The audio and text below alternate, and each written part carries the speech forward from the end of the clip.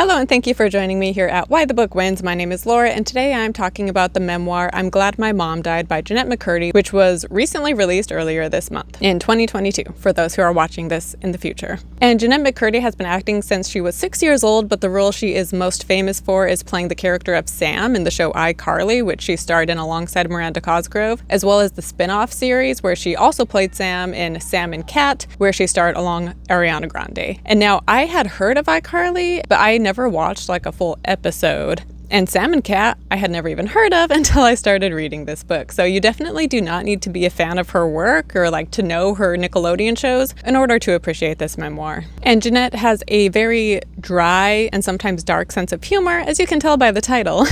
But I really loved her humor throughout this book, especially since it does deal with some heavy topics, such as, the abuse she faced from her mom, as well as just like the weird environment at Nickelodeon and the manipulation she went to, as well as her addiction and her bulimia. So that dry humor really provides some balance. She also doesn't write in like a pity me kind of way. She just is very vulnerable and very open and just says it like it was. And also by having the humor mixed in with these like sad stories, it makes the sad moments just even more poignant, I think, by having humor mixed in throughout. And like I said, she does discuss, what it was like to work for Nickelodeon. And I've seen so many articles talking about this book, but most of them focus on her time at Nickelodeon and the creator, who she doesn't name, and just the manipulation from him that everybody had to deal with. And then also just about the fact that she herself never wanted to be an actress. And so she never wanted the fame. She never wanted that success. And so the fact that she didn't enjoy her character and her time on these shows, she did become close friends with Miranda Cosgrove, but it was just not a great experience for her all around, in large part because it's just something she had never even wanted. And then the fame was something she was not prepared for. And she talks about how, she struggled with her identity later in life, because when you're a child and a young adult and, an adolescent, a teenager, those are the key years where you're figuring yourself out, right? But she was robbed of that time because, one, she had this codependent relationship with her mother. And so who she was shaped by who her mom wanted her to be. Plus, she spent those years pretending to be whoever she was paid to be acting as, if that makes sense. And so because her mom forced this life on her, she just didn't know who to be as she got older. And once her mom died, she just felt very lost. And despite the title, she does talk about how much she loved and misses her mom, while at the same time, being realistic about things and not seeing her mom through these rose-colored glasses, because her mom has died at this point. She died in 2013. But even so, she doesn't romanticize who her mom was. And like I said, she just lays things out very plainly. And then she also talks in depth about her eating disorder. So she started restricting calories at age 11 and she was anorexic, and then eventually she became bulimic. And so this is a huge part of the story. And I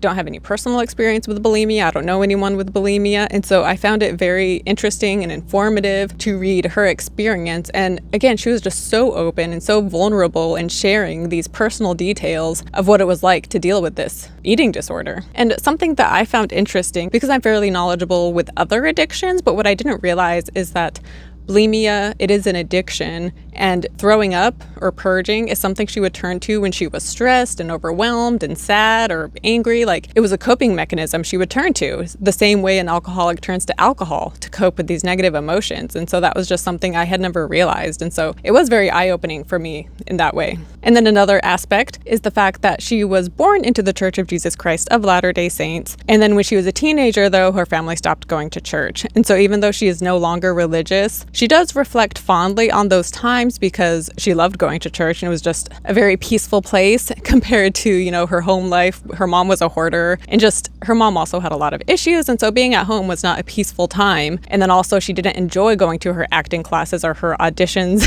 and all of this. And so those 3 hours at church was something she looked forward to. And like I said, she no longer is religious. However, when she reflects back on her time and when she talks throughout the book about the church, she doesn't do so in a disrespectful way. And I listened to this as an audiobook, which I could have read it on my Kindle, but I would love to get a first edition copy, but they are sold out everywhere. I bid on one on eBay, so hopefully we get it, which, by the way, I usually film in front of my bookshelf. I have a pretty cool book collection that I'm very proud of, but we are currently out of town, so that is why you see the different background. If you are new to my channel, you can check out some of my past videos, and I have a bookshelf tour. So I love owning first edition copies of books, and so I would love to get my hands on a first edition copy of this one because I loved it so much. But anyway, I listened to it on audio, and I highly recommend the audiobook. Jennette narrates it herself, and partly because she's an actress, but also because it's her own memoir, she just does a fantastic job narrating this. And there is one scene in particular where there was just so much emotion, and she's an actress, but it seemed genuine. So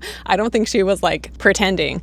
But yeah, one moment in particular that was just so emotional, and hearing her narrate it herself and that emotion she was feeling as she was narrating this, like, it made me start to tear up because it was just so powerful. And if I had been reading the book, it would have been an emotional moment as well, but just hearing her say these words in this moment was just, yeah, incredible. So highly recommend the audiobook. And then also there is there is a person who played an important role in her life named Laura, and my name is Laura, and she says her name a lot. So I just thought that was funny how someone named Laura, and here she is in this book, and there's a part where she's like, "Shut up, Laura." And so that was just a personal thing to me that I thought was funny since my name is Laura. So yeah, all in all, I would highly recommend this book. Like I said, whether you're familiar with her work or not, this is a fantastic memoir. It's so well written. It's so vivid. Like, the characters are so real. Again, I keep calling them characters, but they're real people in her life. So the people are just fleshed out so well, and you get a feel for all of them, as well as just the environments and the emotions she's feeling. Like, as I was listening to this, I could just see it all so clearly in my head. And we also learned early on in the book that she had a passion for writing at a young age, but her mom didn't want her to become a writer. She wanted her to become an actress, so she, quickly put a stop to Jennette's writing. But her passion for writing definitely comes through in this memoir. Yeah, I was just so impressed with how well this is written, and I hope she writes more books, whether they're fiction or nonfiction. And I know she has written and directed some short movies, so I'd be curious to watch those. And yeah, I'm really excited to see where her career goes from here in regards to writing and directing. So yeah, highly recommend this book. You should definitely read it. All of the hype it's been getting, it deserves, because,